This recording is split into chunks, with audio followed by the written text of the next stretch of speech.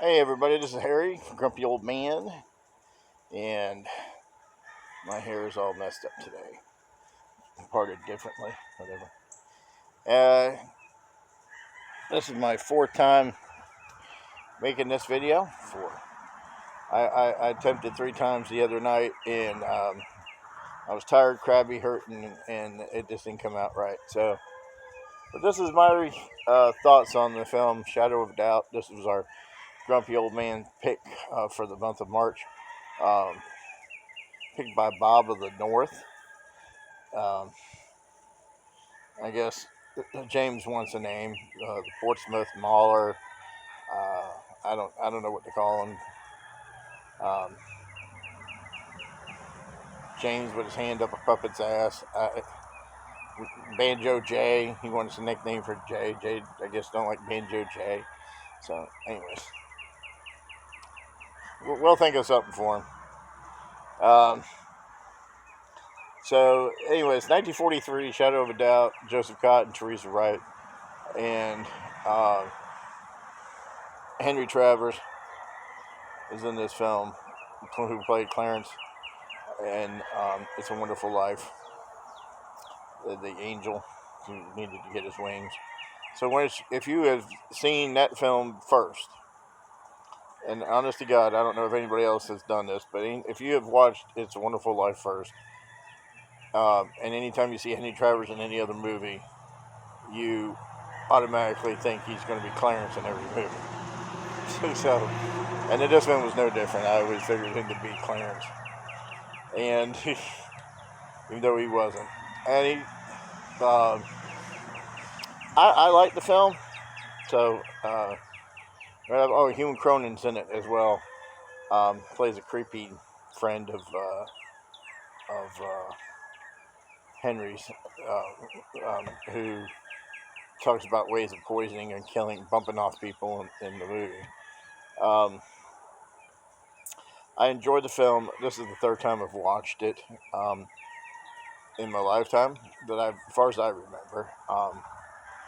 First time I watched it was back probably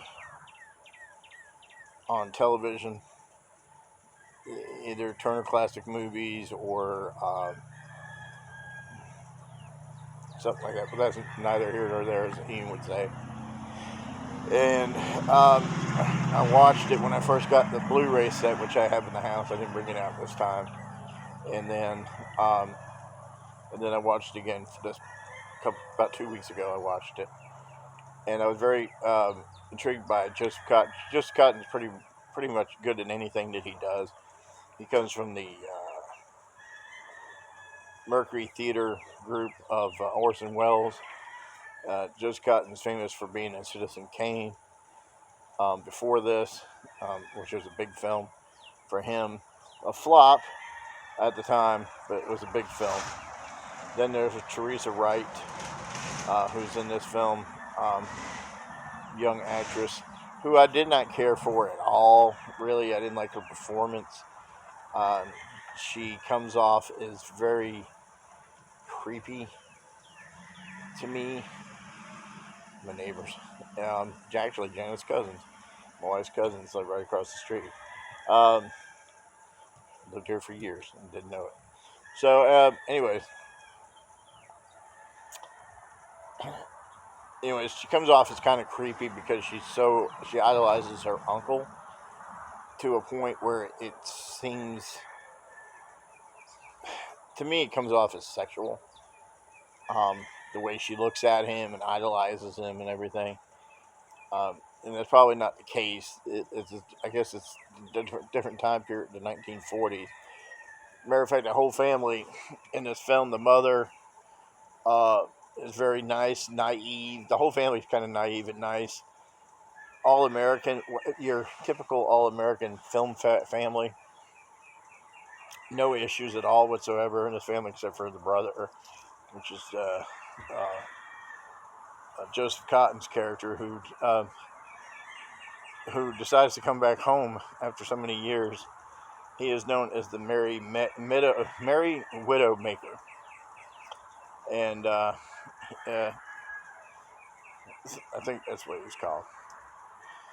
But anyways, he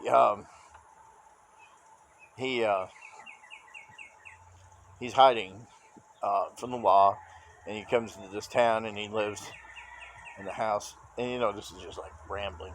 This is what happened last time, but I don't care. I'm just gonna upload it because it's so late. So, anyways, he comes to the house, to the family, the homestead, and to stay, and and hide out because nobody ever figured he'd be there. And Teresa Wright's character is named Charlie, and she's named after him. It's her favorite uncle. She idolizes him, like I said before, to the point where it seems kind of creepy. So, a lot of things ensue in this film. If you heard the other grumpy old man or watched their videos, you pretty much know the gist of the film. It's Hitchcock's stab at noir. It's not his first one. I would say Suspicion, Rebecca would be film noirish. Suspicion, especially with Cary Grant and Joan Fontaine, which has a similar character in Suspicion, the old lady who's an author who had ways of killing people by different poisons and stuff. And in this film, Hugh Cronin kind of takes up that position. Hey Bob, here's your plant, by the way. My wife's really taking care of. So yeah, it was beautifully shot, and I don't know. I enjoy the film for what it is. It's not my favorite Hitchcock film, but my favorite Hitchcock films tend to be starting in the 50s. His earlier works are great. I've come to appreciate them. Now, a lot of them have come out on Criterion, like The Lodger. I've been wanting to watch. I'd seen that one. And then The Man Who Knew Too Much and 39 Steps, that they've been remastered because I've seen them on crappy video. And The Lady Vanishes. So I was happy to see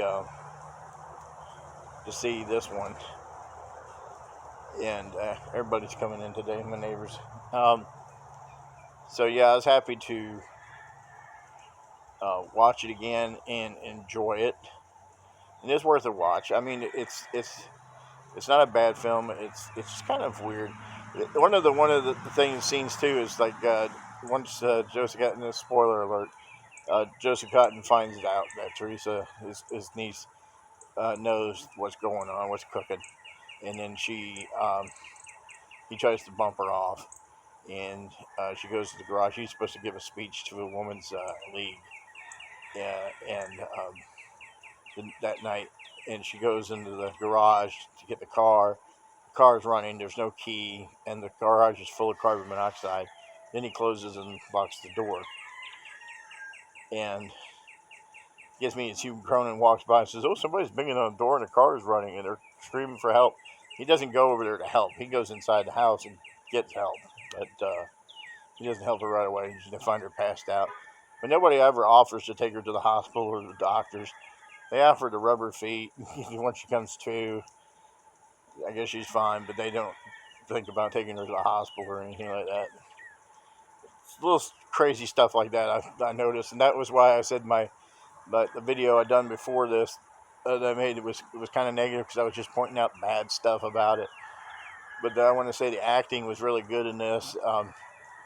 Joseph Cotton, especially Henry Travers' character, very likable. Once you get past the part that he's not Clarence in this movie, it's funny that he does work in a bank as a teller.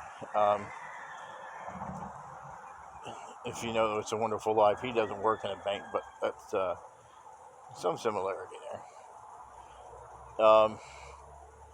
Anyways, that's my rambling review of our film for March, and thank you for watching. Comments are welcome. I know what it's going to be, but thank you for watching. And next month has already been picked.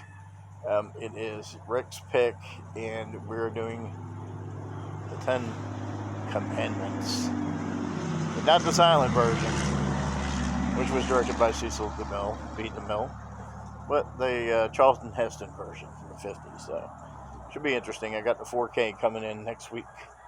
Pre-ordered that, so be looking forward to watching that on 4K with Vincent Price in the film. And Edward G. Robinson. That's what I'm looking forward to. Anyways, everybody have a good Easter. Talk to you later. Bye.